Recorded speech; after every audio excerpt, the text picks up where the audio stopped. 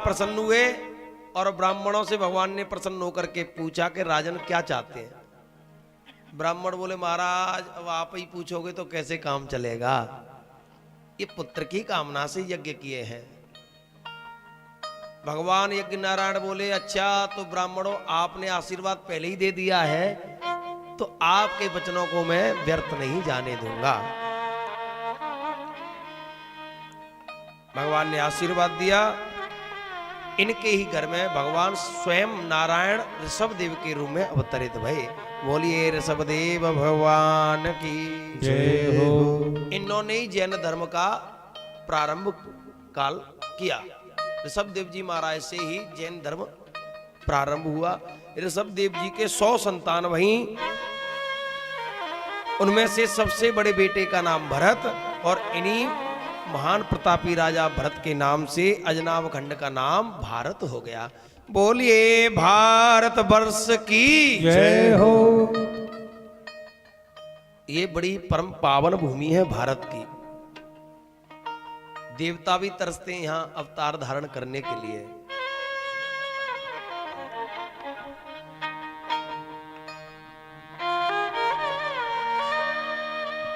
एक दिन ऋषभदेव जी भरत जी महाराज ने अपने पुत्रों को बुलाया और पुत्रों को बुलाकर के बड़ा सुंदर उपदेश दिया। ना हम देहो देहवाजाम न लोके कष्टान कामान अर्हते बिन ये।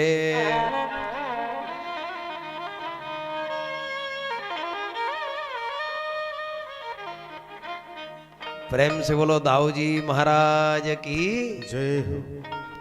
आदरणीय सुरेश जी हमारे बहुत बड़े उस्ताद जी हैं। पूज्य श्री राजेश्वरानंद सरस्वती जी महाराज के साथ में 18 वर्ष तक अपनी सेवाएं प्रदान करी हैं और तो सब हमारे मूर्धन्य धरोहर हैं ही। आदरणीय तिवारी जी वृंदावन धाम से उपस्थित होकर के हमें कृतार्थ कर रहे हैं। यह सब दाऊ जी महाराज की कृपा है, वीरेश काका जी की महती कृपा और श्री राजेंद्र मिश्रा जी। विगत 17 वर्षों से हमारा बड़ा प्रेम है। मिलना बड़ा कभी कभी हो पाता है क्योंकि ये बड़ी बड़ी बाहर की कथाओं में ही जाते रहते हैं, लेकिन जब कभी दाऊ जी महाराज कृपा कर देते हैं तब इनका सानिध्य हो जाता है। हमारे भ्राता श्री पाठक जी, विष्णु पाठक जी बड़े अद्भुत वरिष्ठ कलाकारों में यहाँ इनकी गणना है। और सबसे बड़ी बात दाऊ जी महाराज की कृपा से ये जो जप पूजन पाठ सब मिलकर के कर रहे हैं, इसी के द्वारा कथा को कहने की और सुनने की शक्ति सामर्थ्य प्राप्त होती है। परम सौभाग्य के मुरैना के इकलौते सामवेद के आचार्य पंडित श्री राजेंद्र पुलिया जी जो हमारे भागवत जी का पाठ कर रहे हैं, पूरे जिला मुरैना लगभग ग्वालियर में भी सामवेद के अकेले आचार्य हैं। इनकी जब जब हम पर कृपा होती है, सानिध्य होता है, बड़ा आनंद होता है। बड़ी बड़ी यज्ञों में इन्होंने आनंद दिलाया है। तो वही भरत जी कहते हैं कि ना हम देहो देह भाजा। ये जो देह है ना, ये केवल खाने पीने सोने उठने जागने के लिए नहीं मिली है। न लोके कष्टान, और ये शरीर कष्ट देने के लिए भी नहीं मिला। कष्ट से आशय क्या है? अरे अब जब कोई त्योहार नहीं, उत्सव नहीं, बोले आज हम तो व्रत करेंगे।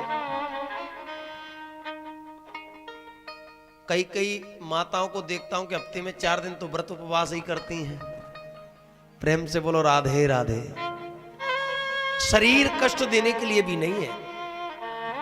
हाँ, एकादशी का व्रत करो, हफ्ते में कोई एक व्रत करो, ठीक है।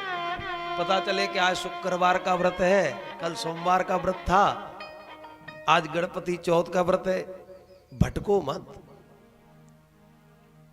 भगवान श्री कृष्ण अर्जुन से गीता में कहते हैं भटकने की जरूरत नहीं है, क्योंकि जितना भी चराचर जगत है पूजो किसी को भी, अंत में तो मैं ही पूजूंगा।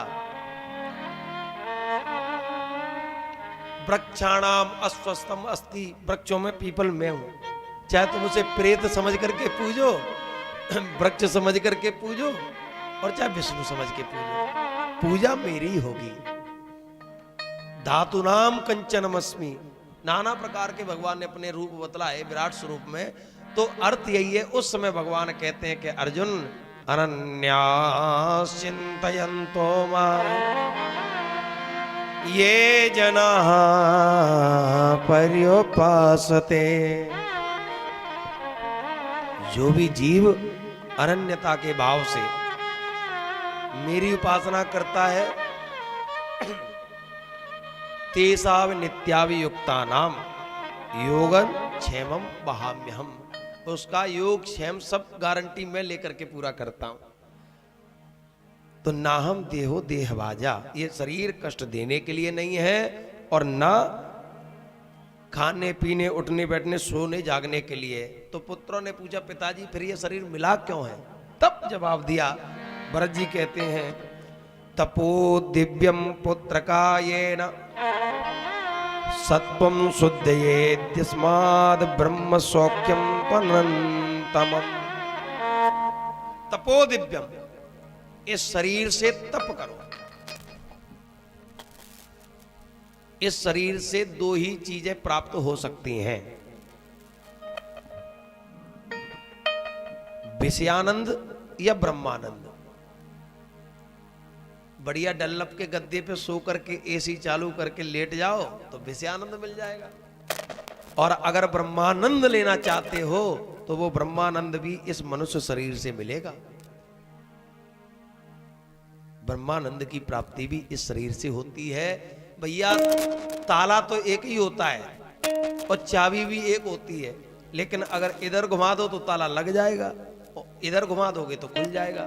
अर्थ क्या है, इस शरीर को अगर विषयानंद में लगा दोगे तो संसार में फंस जाओगे, और अगर इसी शरीर रूपी ताले की चाबी को जब दूसरी तरफ अर्थात ब्रह्मानंद में घुमा दोगे तो आपका बेड़ा पार हो जाएगा। बोलिए दाऊ जी महाराज की जय हो। इस प्रकार से भरत जी ने बहुत उपदेश दिए हैं। तदुपरांत अपने पुत्रों को राज्यभार दे करके भरत जी वन में तपस्या के लिए गए। तपस्या करने लगे, कई वर्ष व्यतीत हो गए तो एक दिन हिरणियों का झुंड निकल के जा रहा था। एक हिरणी सबसे पीछे थी। उस हिरणी, गर्भवती हिरणी का नदी पार करने में विलंब हो गया।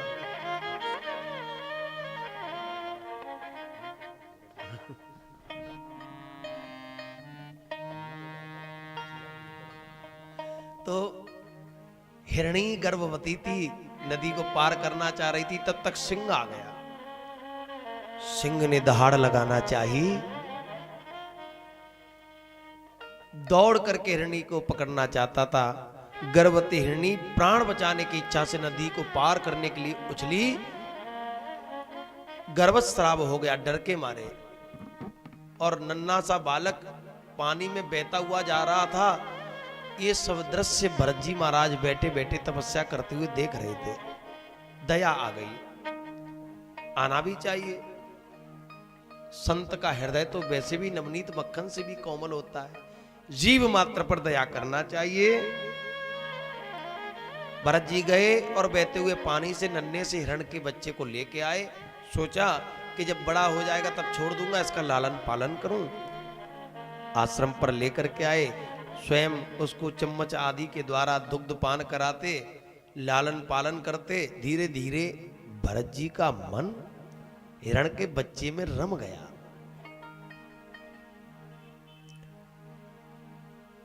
अब तो बिना हिरण के बच्चे के इनको एक पल भी चैन नहीं मिले।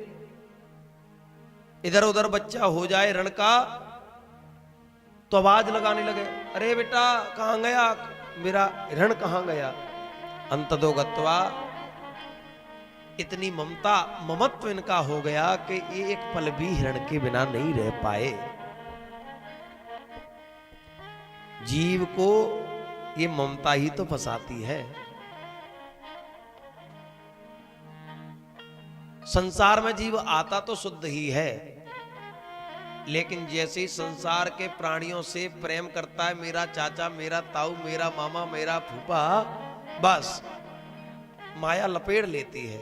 और मानस में तुलसीदास जी ने भी बड़ा उल्लेख किया है, भूमि परत डाबर पानी, भूमि परत डाबर पानी, भूमि परत डाबर पानी, भूमि परत डाबर पानी, जिम जीवन